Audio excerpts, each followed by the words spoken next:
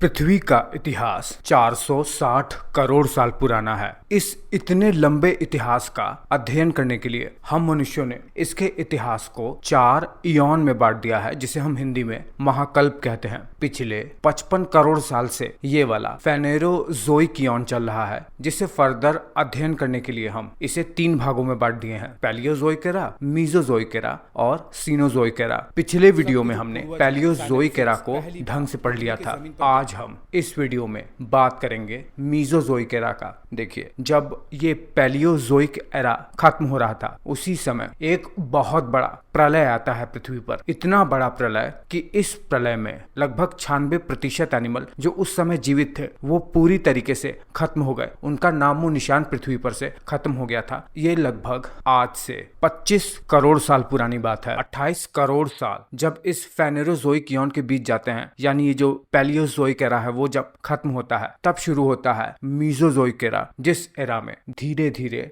Dinosaurs का जन्म होता है। ये जो मीजोजोइक एरा है ये भी लगभग 18 से 19 करोड़ साल तक चला था। कोई मामूली बात नहीं है। इसीलिए इस इतने लंबे 18 करोड़ साल के इतिहास को समझने के लिए हमें इसे फर्दर 3 भागों में बांटना पड़ेगा। पहला पीरियड इसका है ट्रायसिक पीरियड, दूसरा है इसका जुरासिक पीरियड और तीसरा पीरियड है इसका क्रिटेशियस पीरियड। आज इस वीडियो में हम क्या काम करते हैं, मीजोजोइक एरा के इस ट्रायसिक पीरियड को थोड़ा सा जान लेते हैं। जैसे ही ये ट्रायसिक पीरियड शुरू होता है, बहुत ही भयानक पृथ्वी के चारों ओर प्रलयंकारी माहौल होता है, क्योंकि अभी हाल ही में कुछ ही साल पहले ही एक बहुत बड़ा विनाश आया रहता है। 96% एनिमल मर जाते हैं इस पर्मियन ट्रायसिक एक्सटिंक्शन में, और पूरे पृथ्वी का ये सबसे बड़ा मास एक्सटिंक्शन था। अब तक पृथ्वी के इतिहास में जितने भी एक्सटिंक्शन हुए हैं उनमें सबसे खतरनाक था ये। चारों ओर बस गर्मी ही गर्मी थी। इतने ज्यादा ज्वालामुखी फट गए थे कि चारों ओर बस गर्मी हो गई थी। सारे जीव मिट गए थे। कुछ जानवर स्वयं को बचाने के लिए जमीन के नीचे, जमीन को खोद कर नीचे किसी तरीके से सरवाइव किए। लाखों लाखों साल तक अपने आप को बचाए रखने के लिए जानवरों ने खुद को जमीन के अंदर ही छुपाए रखा। सारे पेड़ पौधे भी धीरे धीरे खत्म हो गए थे इस मास एक्सटिंक्शन में। कुछ लाख साल बीतते हैं। धीरे धीरे पृथ्वी का टेम्परेचर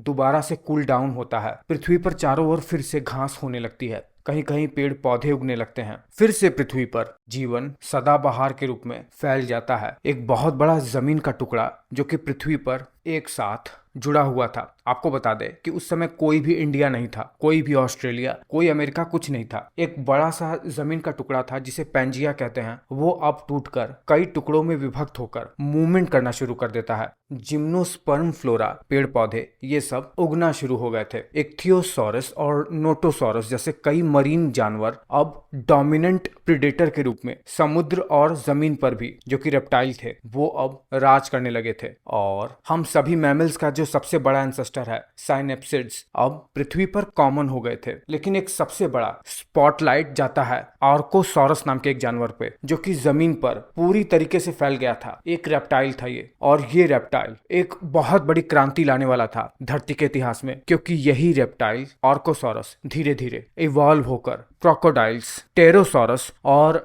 डायनासोरस में इवॉल्व होने वाला था। धीरे धीरे टेरोसॉरस, जो कि धरती पर पहला ऐसा जानवर था जिसके पंख थे और वो उड़ सकता था, वो इवॉल्व हो गए। पर अभी भी धीरे धीरे इस जानवर का एक अलग ही स्पीशीज डेवलप होने ही वाला था। और जब ये ट्रायसिक पीरियड खत्म होने ही वाला था, ये आर्कोसॉरस अब एक ट्रू डायनासोर्स का रूप लेना शुरू कर दिए थे। अर्ली डायनासोर्स जो कि कई तरीके के रूप में डाइवर्सिफाई हो चुके थे। एक था हेरेरोसॉरस, एक था इयोरैप्टर और एक था स्टारिकोसॉरस। ये सब एक बाइपेडल डायनासोर थे जो कि धीरे धीरे उस डायनासोर्स का रूप लेने वाले थे जिनको हम फिल्मों में देखते हैं, या जिनके बहुत ही बड़े बड़े फॉसिल्स मिले हैं दुनिया के वॉरियस कॉन्टिनेंट्स में। कुछ हर्बीवोरस थे तो कुछ लंबी सी गर्दन वाले घास फूस खाने वाले डायनासोर्स थे। अलग अलग जियोग्राफिक लोकेशन में रहने के कारण से तरह तरह के डायनासोर्स अब इवॉल्व हो चुके थे। धरती ने पहली बार डायनासोर्स के आगमन को विटनेस किया, लेकिन प्रकृति को बहुत ज्यादा दिन तक ये सब चीजें रास नहीं आई। और जैसे ही ट्रायसिक पीरियड खत्म होने ही वाला था, वैसे ही एक बहुत बड़ा मास एक्सटिंक्शन फिर होता है। फिर से पृथ्वी पर 70% एनिमल जो कि मौजूद थे उस समय, वो पूरी तरीके से विलुप्त हो चुके थे। क्या हुआ, कैसे हुआ, कुछ ढंग से नहीं पता है, लेकिन फिर से